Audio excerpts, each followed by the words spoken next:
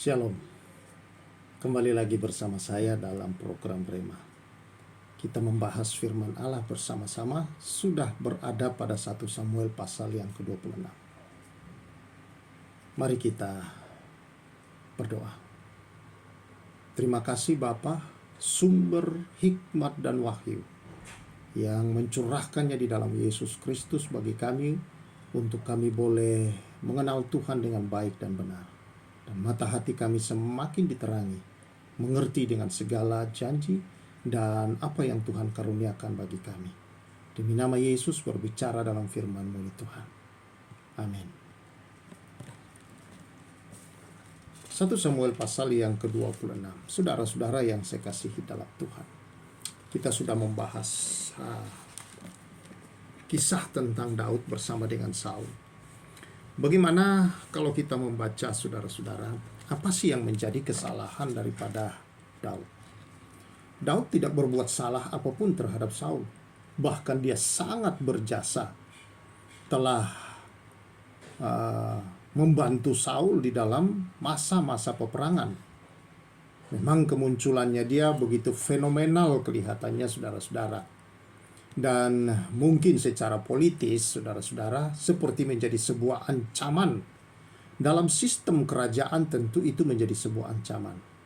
Karena apa? Dalam sistem kerajaan yang ada pada masa itu, biasanya seorang raja akan digantikan oleh anaknya atau keturunan darah dagingnya sendiri. Tetapi dalam hal ini, Daud bukanlah darah daging daripada Saul. Sementara rakyat kelihatannya sudah kepincut, saudara-saudara. Artinya rakyat melihat bahwa kepahlawanan daripada Daud ini begitu luar biasa, dan rakyat jatuh cinta dan berharap bahwa dia akan menjadi seorang raja. Nah, rupa-rupanya saudara-saudara, Saul berubah. Saul menjadi begitu bangkit rasa benci dalam hal ini, karena dia merasa tahtanya akan direbut dan bukan oleh keturunannya sendiri. Dia akan digantikan, bukan oleh keturunannya sendiri. Dan beberapa kali dalam pembacaan kita, dia menyadari hal itu, saudara-saudara.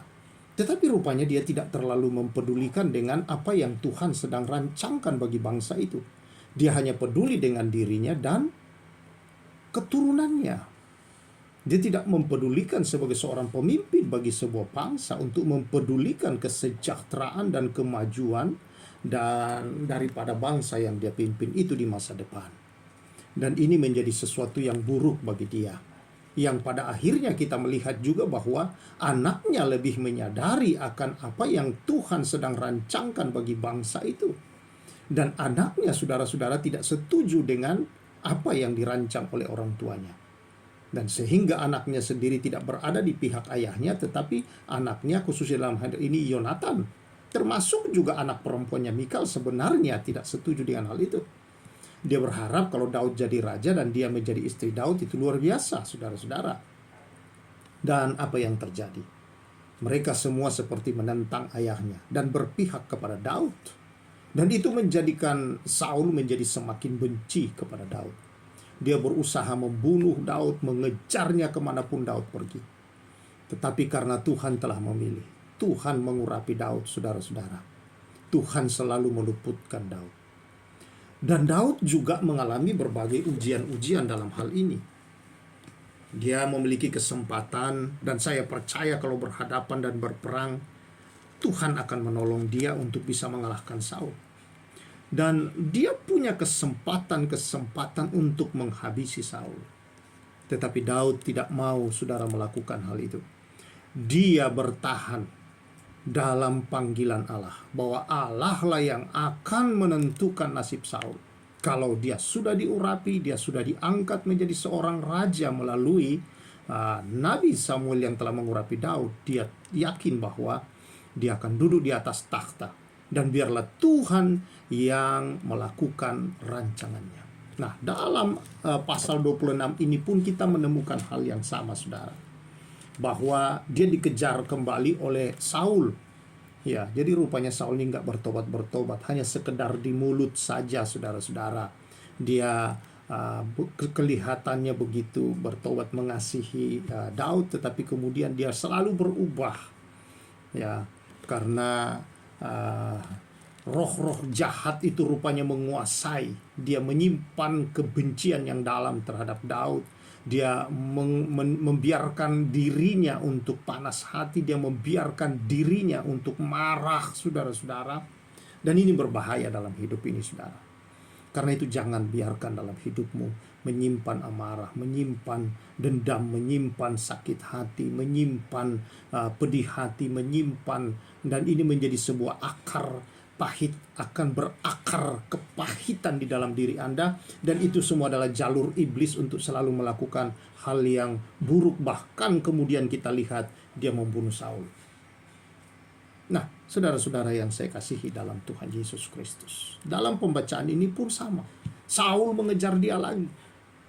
Ya, Saul melakukan hal yang tidak baik lagi. Ya, dia turun ke padang gurun Sif dengan 3.000 orang yang terpilih dari orang Israel untuk mencari Daud di padang gurun Sif. Dan mereka berkemah di Bukit Hakila. Nah, sedang Daud tinggal di padang gurun. Ketika diketahui Daud bahwa Saul datang mengikuti dia di padang gurun, disuruhnyalah pengintai-pengintai. Maka diketahuinyalah bahwa Saul benar-benar datang. Berkemaslah Daud lalu sampai ke tempat Saul berkemah. Jadi Daud mendekati tempat di mana dia berkemah. Dan kita membaca bahwa pada waktu malam mereka tertidur semua, Saul bersama dengan tentaranya. Tuhan membuat mereka nyenyak. Jadi kesempatan malam itu, saudara-saudara, kalau Daud mau bunuh satu-satu 3.000 orang itu bersama dengan Saul, semua dia habisi, selesai. Karena mereka tertidur nyenyak. Daud bersama dengan seorang kerabatnya, tentaranya, yaitu Abisai, pahlawannya itu datang mengambil tombak dan juga tempat air minum daripada Saul yang ada di samping kepalanya, dan tidak ada yang merasakan. Tuhan membuat mereka tertidur. Ini ujian berat buat Daud. Tetapi Daud, saudara, bertahan untuk tidak melakukan melampaui, saudara-saudara, apa yang Tuhan rancangkan. Dia tetap bersabar. Dia tetap bersandar pada Tuhan. Dia tidak ingin menyingkirkan Saul dengan cara yang tidak benar.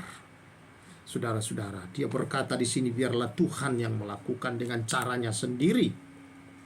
Ya.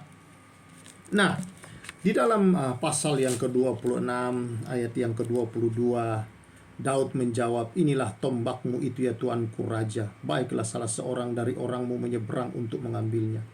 Tuhan akan membalas kebenaran dan kesetiaan setiap orang.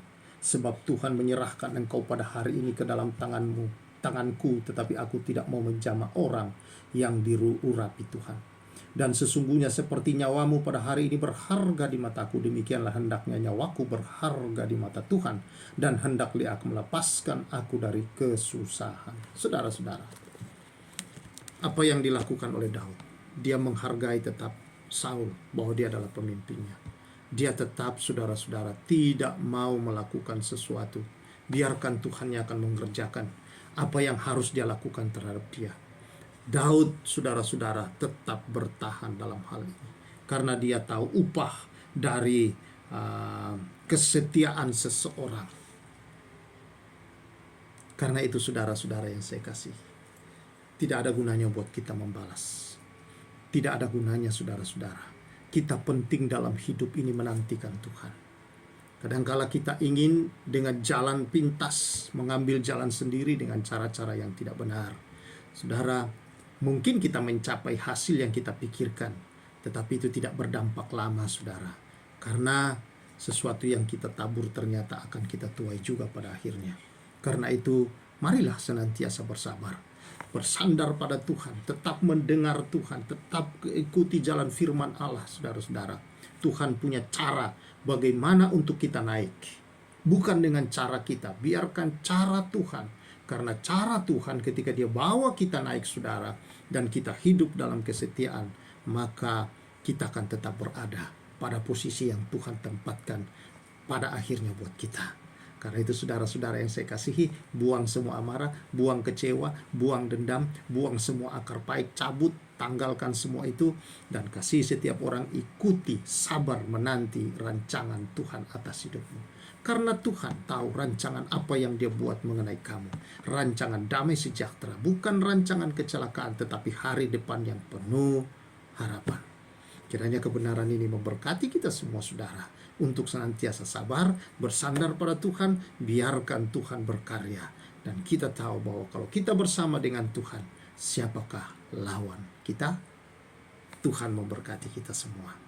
Kiranya anugerah-Mu ya Tuhan mengalir atas setiap anak-anak-Mu yang mendengar. Setiap yang mendengar ini diberkati oleh Tuhan untuk belajar bersandar. Tidak mengandalkan kekuatan, tidak mengandalkan cara-cara yang licik, yang curang, ya dengan cara sendiri untuk mencapai cita-cita, tetapi berjalan bersama dengan Tuhan dalam hikmat daripada Tuhan dan pengetahuan.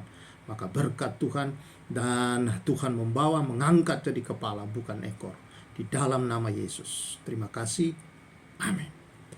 Kiranya kebenaran ini senantiasa memberkati kita semua dan mengawali langkah hidup kita senantiasa dengan kebenaran firman Tuhan, hikmat Tuhan pada kita untuk menghadapi dan mengelola semua. Saya Pastor Samuel Azaria Rapa menyampaikan salam restorasi.